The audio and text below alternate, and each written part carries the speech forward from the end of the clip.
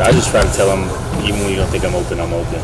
But he hasn't had any rage with me that we've talked about necessarily, but we kind of talk about things from a standpoint we see in practice. If it doesn't necessarily work out, we kind of have that telepathy, like, okay, we know in the game, like, we get this same look, it's going to be there. So just kind of that trust that we have. Him and Austin probably got something going on with them being roommates, but that's a story for another day. He specifically listed movies, bowling.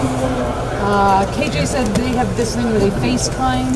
Shoot, he's holding out on me then. I don't know. We don't have anything set, but we kind of know where each other's going to be on the field, especially on the deep balls. I mean, we haven't necessarily connected, but in practice is always there. We're just kind of waiting for that opportunity. But I've caught a couple in the slot, which is different. He knows where I'm going to be, and I know where he's going to put it too. Terry, you've never seemed like a guy who would bribe the quarterback anyway. We saw you post that you felt better about that block than the catch last weekend. So you're probably happy with that, getting involved in it. Oh, definitely. I mean, obviously you put in a lot of work to make plays and score touchdowns, and that's fulfilling. But making plays like the block and things like that, I feel like that makes you different. There's a lot of guys in the country that can score and run and catch touchdowns, but how many can take two on a block on a bubble? So, Coach Hartline does a really good job of emphasizing what makes you different, sets you apart. And I just felt like that showcased that. Terry, when you go against, when you face a team you should know can put up points, how does that affect the way that you guys approach the offense? Well, first of all, we got to take care of the ball. We can't give them any extra opportunities, and we got to execute when we're in that red zone. We got to get 7 points instead of 3. Those are the two main things that come to my mind. That's part of our plan to win.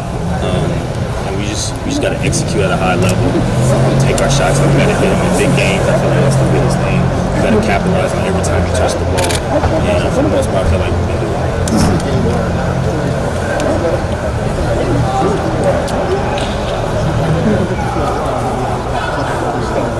Well, definitely, as an offense, we got to take care of the ball, and obviously we got to score points.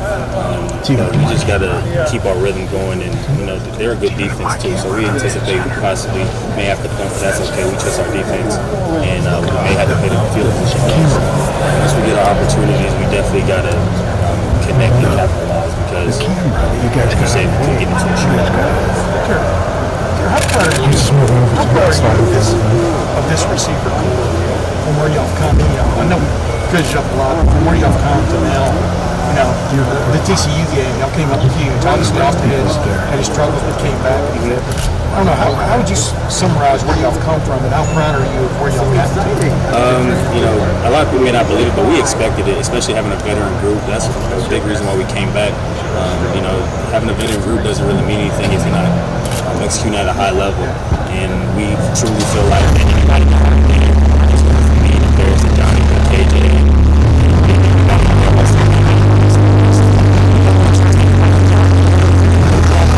To be honest, I've really been around people like that since I've been here, where it's just been 60. Take that little guys, but we truly have guys that just flow in and flow out. So we expected that coming in the year. We put in that type of work challenge. With the quarterback throwing the ball like playing, is there even added pressure in the game as you guys have got to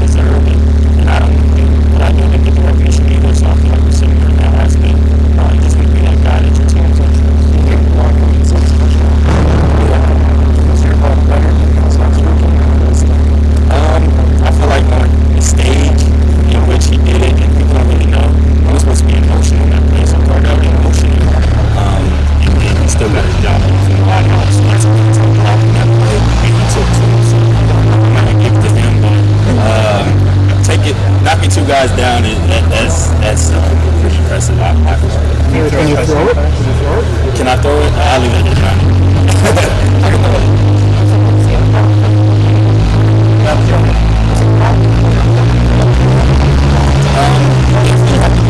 Right out of your break. I mean, even when the touchdown on Saturday that I had, as soon as I cleared that linebacker, the ball was on me, and it was right, on my face back. So, just being able to see just really slash routes and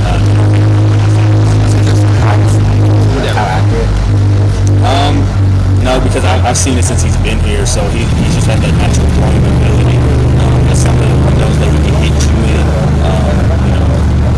I could take a route higher than it needed to be. He can hit me right in stride. So as a receiver, that makes my job better. The primary receiver on that play? I was not. I was part of the backside read. So, people heard the comment that he was eyeing me down. He actually looked over the safety, made his read back to me, and do a bullet. So, And you got to be running out of your break. What is it? That's what I was asking a while ago. What's special about him? Is that one of the things that stands out? yeah, he's so rhythmic and smooth. And, even when his first couple reads weren't there, he didn't panic. He just scanned the field, and there I was. So, and that just goes to show that as a receiver group, you got to be ready at any time. How is this pregame speeches going? He doesn't necessarily give the pregame speeches. Paris does, but Right, that's what I'm saying. yeah. I'm sorry. How Paris is, because he promised Yeah. a sense of humor. Yeah, they're not funny necessarily, but they do get you going. I will say that he has something different every week, and it's not really rehearsed. It's coming from his heart. And when one of our leaders is talking, we're going to listen. So every week he has a really inspiring message, and it's just really something that leaves us before we go into the field. So I'm excited to see what he has this week. Terry, this game, it's only September, but everybody's saying this game could probably end up deciding the Big Ten East. And I know you guys try not to think about that, but I know you guys focus on winning the Big Ten championship every year. Just, how much do you guys use that maybe as motivation, or do you guys try to push that? How do you motivate? One thing I've learned over my time here is every game is a big game.